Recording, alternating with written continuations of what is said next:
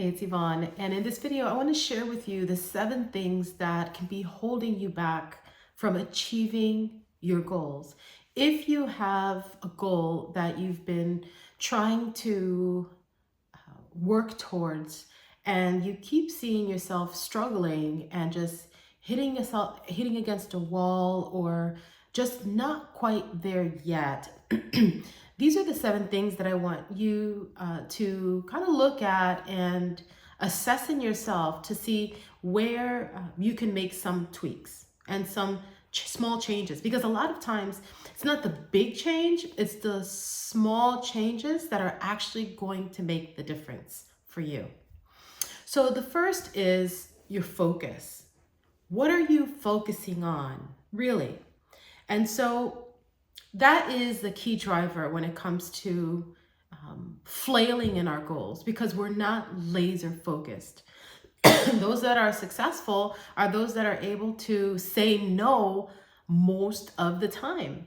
And when you have something that you want to achieve, let's say a business goal, and there are so many other strategies that you can implement to achieve your goal, and it's so easy to get caught with having so many strategies, so many ways of achieving something, and lacking the focus. And so you dabble in a little thing here, a little bit there, and by the time you know it, you're split in so many ways, and your energy is split in so many ways. There's no way really to just focus. When you cut off the other options and other alternatives, now you have one path, and you can see it through to its completion.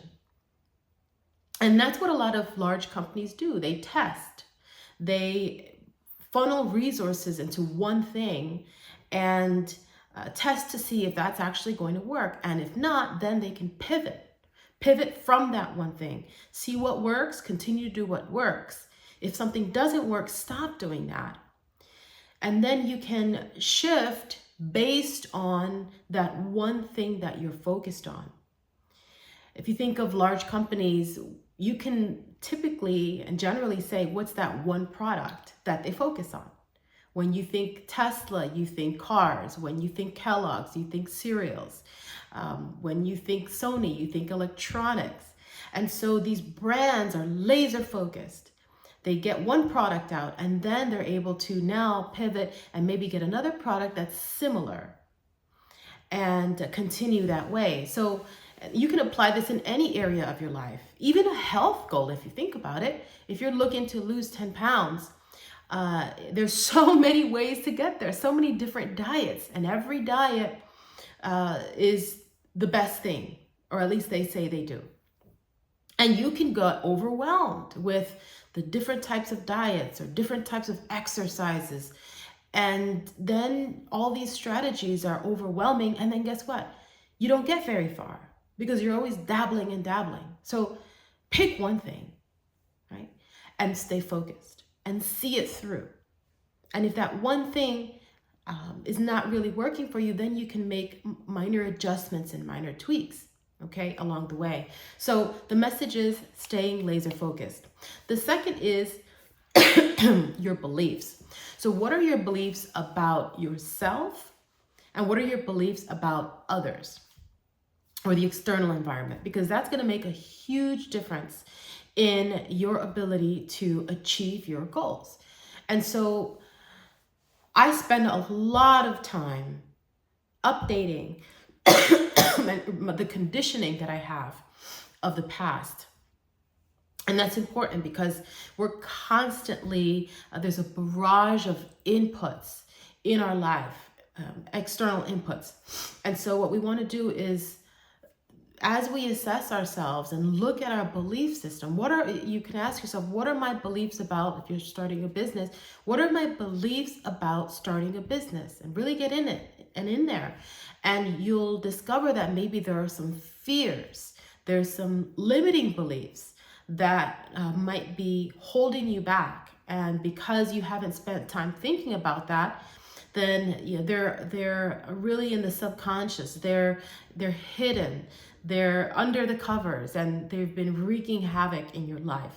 So discover your beliefs about that thing that you're trying to achieve, so that you can clear and remove any of those limiting beliefs that are blocking you. Going back to a health goal, let's because a lot of people are working on their health these days too. So just want to bring in that example. If you're looking at health, a belief system might be I don't have time to exercise. That was a big one for me. And so unless you sit there and start journal writing, okay, what are my beliefs about this, that one goal that you're working towards? What is my beliefs on that? And then you just start writing. What are my limiting beliefs? That limiting belief of not having enough time to exercise, well, yeah, that might be that limiting belief that's affecting your ability to show up to the gym or show up to your home gym, and taking the time to exercise, because that's part of a holistic plan, isn't it? Or any other beliefs that along those lines. So the first one again is focus. The second is beliefs. The third is your energy. So do you have the energy and the wherewithal to accomplish your goal? So think of where your energy is spread. Do you have a lot of things that you're trying to juggle? Juggling your work, juggling the kids, your spouse or significant other, spending time with your spouse, or your relationships, your family, your friends, your community. Do you have so much on your plate, or caregiving for others? All of these are good things. But if we become overwhelmed with so much responsibilities, so much that we've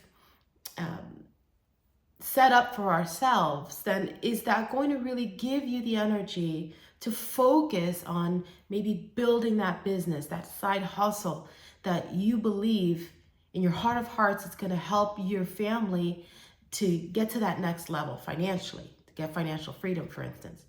Well, likely no.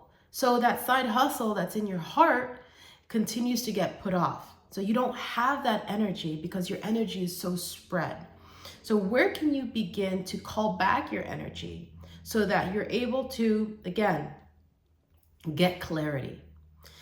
A lot of times for me personally, I've noticed that when I have a lack of energy, it's because I've dispersed it in so many different ways.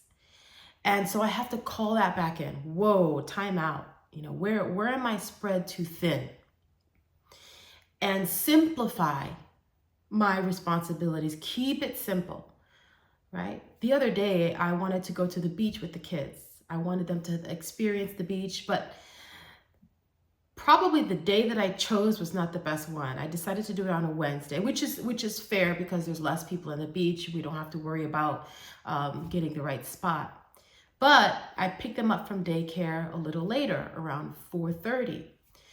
And you can't imagine all the traffic, all the chaos. The kids were hungry. We stopped to get something to eat. They had to go to the bathroom like 5 times. They're 3 years old, so they're 3-year-old twins.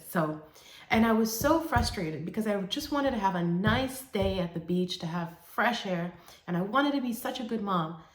And we ended up not going to the beach because of just everything going on. We ended up going somewhere else that was closer, but my energy was spread so thin because I kind of compounded. I just want to spend quality time with my kids. Did I have to go to the beach across town to do that? Or could I have picked something simpler, something easier to spend quality time with my kids? So that's kind of an example where I want you to think of in your business goals, in your health goals, or any other goals you might have. Relationship goals, right? How can you simplify things? What is the most important thing for you? And that leads us to your ability to prioritize, which is the fourth thing that might be holding you back. Your ability to prioritize. What is the priority?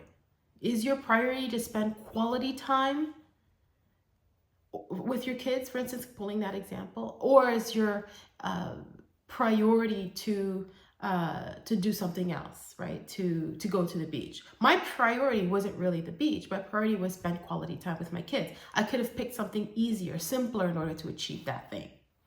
So also too, you might have so many goals. Like in my case, I've got business goals, I've got health goals, I've got relationship goals, goals that I have with my family and friends when I talk about relationship, and my husband and my spouse, right? So so many things, and goals I have with my community, with my home projects. But what is that priority? What are my priorities? Okay? Because we only have so many hours in the day. And so I had to really sit and think, okay, what am I working with here? Sometimes, depending on how I feel, I realize, whoa, I have to prioritize my health. And so I will exercise in the beginning of the day, first thing. And it feels good because that's my priority. I'm showing up and I exercise and I feel great. I feel energized. But other times there are things going on in the business where I've got to prioritize those things to move my projects forward. And so I won't exercise in the beginning of the day. I'll push that back to the later part of the day. And so I know a lot of times when you see videos on morning routines, oh, you want to exercise early, 5 a.m. club, this, that, and the other. Well, not necessarily. You've got to think about what are your personal priorities? What's important to you really? And then prioritize your day according to that, or prioritize your activities according to that. And that's really going to support you. Now, the fifth is your skill level. So what might be holding you back might be your lack of skills in a certain area. And that might be business related, that might be health related, that might be relationships related, for example. I'll give you a business example. When I was in managing projects for Fortune 500 companies for the last 20 years and working really hard there. But when I was in an area of security, cyber security, I realized from a project management perspective, I was managing the projects, but I needed to understand more of the details of security, cybersecurity, and the technical details. So I went and I got a technical certification on security so that I can be successful in my career. So when I talk to the technical people, I can speak their language. You see? So in order for me to be successful, I realized not just successful, but exceptional. I knew in my heart that I needed to get this certification. Maybe in your business, you're really, really good with the execution, but there's an opportunity for you to improve in your sales or in your marketing. Are you willing to invest in yourself to get your skills up to speed? To get that a marketing course or a sales course that's really going to help you be well-rounded. Or maybe in your relationships. In my case, as a new mother, I for some reason, I guess I figured I would figure it out. And most things I did, but some things I couldn't. For instance, having toddlers and they would, toddlers are very needy, and rightly so. They still need us as parents. But I was getting frustrated because I have got so many things going on and I'm just, wow. So I ended up just stopping and saying, what's going on here? And I went online and I got myself a book on literally anger management for parents with toddlers. Very specific. And I needed to get the skills to be a better parent, to reset my emotions so that I'm emotionally intelligent and fully available for my kids and not lose my patience. And that really helped me. So I got the skills I needed. And a lot of it, by the way, was more inner work than anything. So yeah, so that really helped me. I got the skills to be a better parent. So if you have teenagers, right, or you have babies, or your children are in different phases of their life, think about it. How can I be a better parent? Sometimes it's really just about investing in yourself, investing on a book and learning. Okay, now let's move on here. They've got so many of this video is getting longer than I had planned, but the other one is, so we talk about focus, beliefs, energy, your ability to prioritize, your skill level. Now let's talk about execution, your ability to really execute. How are you doing in execution? So you can plan, right? Meditate, journal, right? Pray about things, but then it comes time where you just have to execute and take action. Okay, and so mindset is important, but that without action, nothing's happening.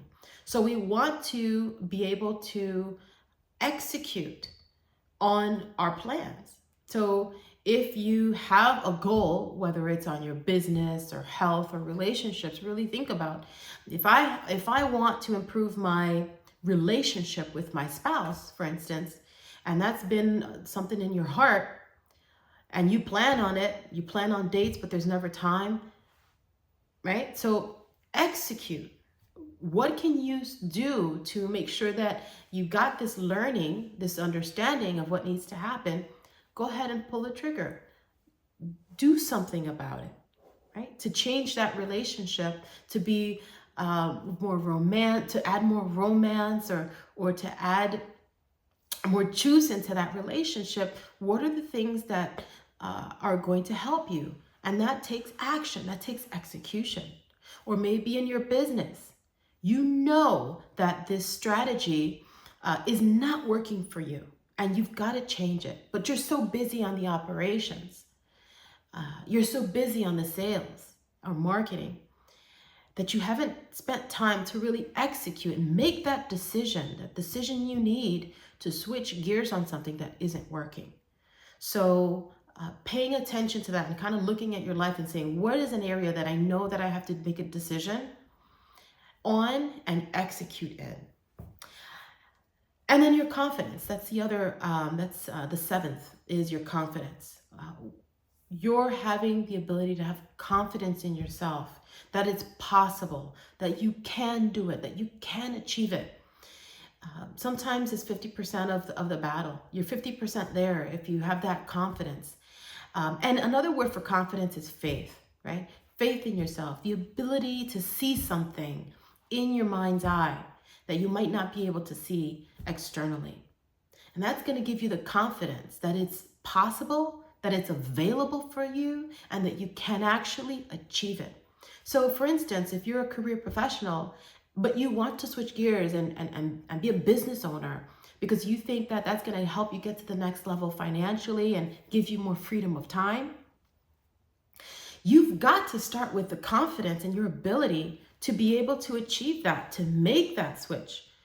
Okay? So it starts with a decision of investing in that mindset of yours. If you don't have that confidence, if you notice there's a lack of confidence, you can change it. If you notice there's a lack of faith, you can change that too. Isn't there a scripture that says, give me more faith where I'm missing? Right? There was someone that just wasn't there yet and asked for faith. So you can ask for faith, ask for confidence, and then invest in yourself to be able to fill those gaps so that you can confidently get from point A to point B, because it's there for you. If you have a desire, it's already available. All the creation is done. Everything's done already. So if you have a desire in your heart to make a change or to get to that next level, guess what? It already exists. You just need to step into that to make it happen. Okay? So with that, I want to encourage you to go ahead and take a look at the Vision to Victory course that I have in the description box below. And if this material interests you, then go ahead and enroll in the Vision to Victory course, where I'll go more into the detail on making your goals happen, from the vision to victory, to actually getting results for yourself. Have a good one, and I'll see you on the next one.